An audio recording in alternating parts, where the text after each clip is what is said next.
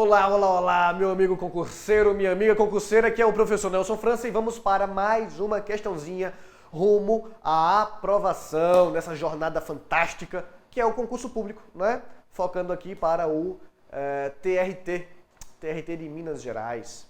E a questãozinha de hoje foi separada pontualmente para responder uma pergunta de uma aluna minha, de uma aluna chamada Jéssica. O nome dela é... Você já deve ter cansado de ouvir essa piada, né, Jéssica? Todo mundo deve cantar essa musiquinha ridícula pra você. Bom, mas enfim, Jéssica, né, cujo nome se escreve de uma forma diferente. Jéssica, assim. Certo? Jéssica me mandou uma pergunta. Eu vou ler aqui a pergunta dela. Professor, sobre o simulado da caminhada Pão de Queijo rumo ao TRT de Minas, gostaria que o senhor comentasse sobre a última questão, que fala sobre a idade mínima para ser governador do estado. Vou falar dela em uma outra questão hoje já, certo, Jéssica? Vou falar de uma questão sobre capacidade eleitoral ativa e passiva, e no final eu colocarei as condições de elegibilidade de todos os cargos, incluindo o governador do estado. Tá bom? Tá certo? Para quem quiser seguir o exemplo de Jéssica, e tiver alguma pergunta de alguma questão, basta escrever para Nelson França, sem o cedilha e sem o A. Nelson Frank. Um A, só um A. Só um C mudo, o C é mudo. @gmail.com. Certo? Qualquer dúvida, manda as ordens. Manda bala. Tá? E agora a gente vai para as questões, tá bom? Olha a questãozinha. A capacidade eleitoral passiva consiste na possibilidade... Peraí. O que é capacidade eleitoral passiva? Vamos lá. Capacidade eleitoral passiva, vou botar aqui, capacidade...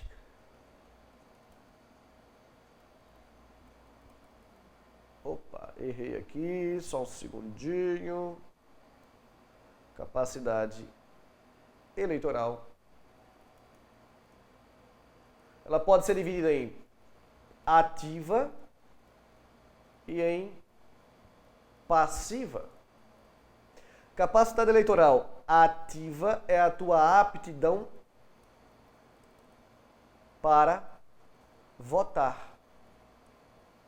Capacidade eleitoral passiva é a tua aptidão para ser votado. Todo mundo que tem capacidade eleitoral passiva tem a ativa. Todo mundo que pode ser votado pode votar. A recíproca, no entanto, não é verdadeira. Nem todo mundo que pode votar pode ser votado. Mas se eu posso ser votado, eu posso votar. Tá certo? Tá bom? Posso? Não entendi não, Nelson. Veja, um menor de 18 anos, maior de 16, pode votar. Tem capacidade eleitoral ativa. Pode votar, tem aptidão para votar. Mas se ele for menor de 18, pode ser votado? Não. Ele tem a ativa, mas não tem a passiva. Agora, todos que têm a passiva, têm a capacidade ativa também. Tá certo? Tá bom? Vamos para a questão. Que diz? Essa letra C está um pouco desconfigurada, né? Mas tudo bem, vamos lá. A capacidade eleitoral passiva consiste na possibilidade de o cidadão pleitear determinados direitos políticos, mandatos políticos, né? De ser eleito, mediante eleição popular, desde que preenchidos certos requisitos.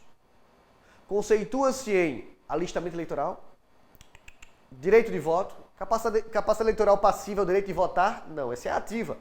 Direito ao sufrágio, né, de ser ouvido às urnas. Dever sociopolítico? Não. A resposta certa é elegibilidade. Quem tem direito, capacidade eleitoral passiva ou direito político passivo, é um sinônimo, tem o direito de ser votado, tem o direito de ser eleito. Só isso. Tá certo? Essa questão aqui de direito de voto, né, direito de votar e sufrágio universal é a capacidade eleitoral ativa. Certo? E o alistamento eleitoral e o dever sociopolítico, na verdade, é um direito-dever, mas não tem nada a ver com capacidade eleitoral passiva. Certo? E aprofundando, indo além, né, na questão, e respondendo também a Jéssica, quais são as condições de elegibilidade? Todo e qualquer indivíduo, para ser eleito, ele precisa, deixa eu sair aqui da sua frente, ele precisa ter cumulativamente alguns requisitos. Tem que ser brasileiro, certo? Brasileiro nato ou naturalizado. Tá bom? Os únicos políticos que precisam ser brasileiros natos, obrigatoriamente, os únicos eleitos são os da linha sucessória. Presidente da República, vice-presidente, presidente da Câmara, presidente do Senado. Nelson tem o presidente supremo também, né? Mas esse não é eleito.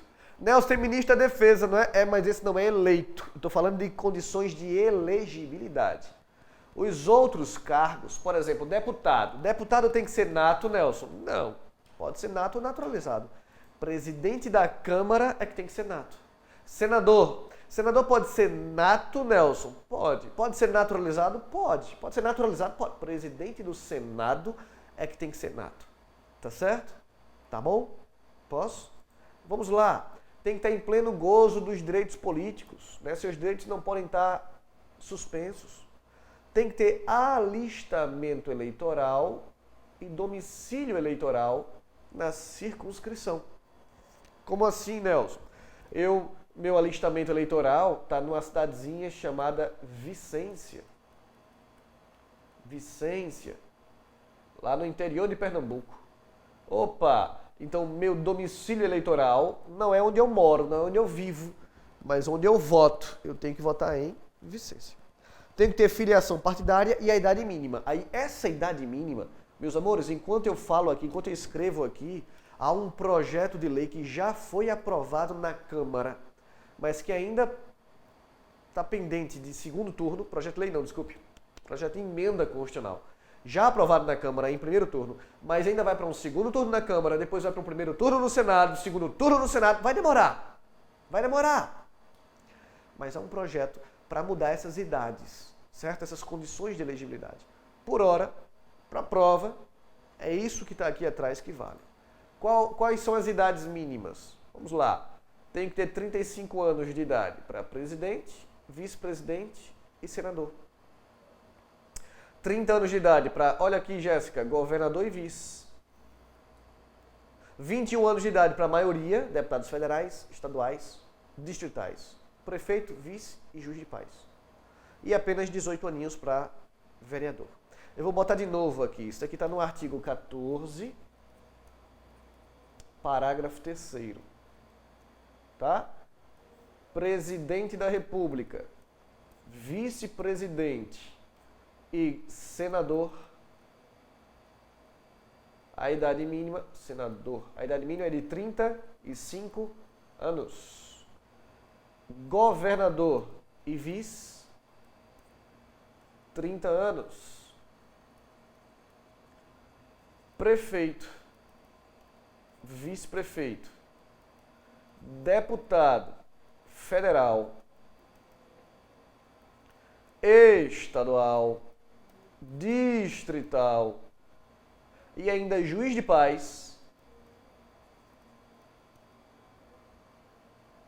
21 anos. Nelson, juiz de paz não foi extinto, não? Não. O que foi extinto foi o juiz classista.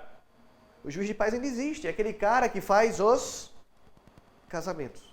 Ele está em extinção, né? Porque casamento está em extinção, o juiz de paz também está em extinção, não é verdade? Então, hoje em dia, é mais fácil você encontrar um ET, um unicórnio, um bicórnio. Um bicórnio você encontra aos montes, mas é difícil você encontrar um juiz de paz, porque está em extinção, tá certo? Normalmente, os juízes de paz são juízes de direito, que acumulam a função, normalmente, mas não necessariamente.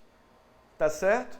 Tá bom? Mas olha, são cargos eletivos. Não é um cargo eleito pelo povo, é eleito pelo Tribunal de Justiça local, mas é um cargo eletivo. Certo? E tem que ter uma idade mínima. Qual é a idade mínima? 21 anos.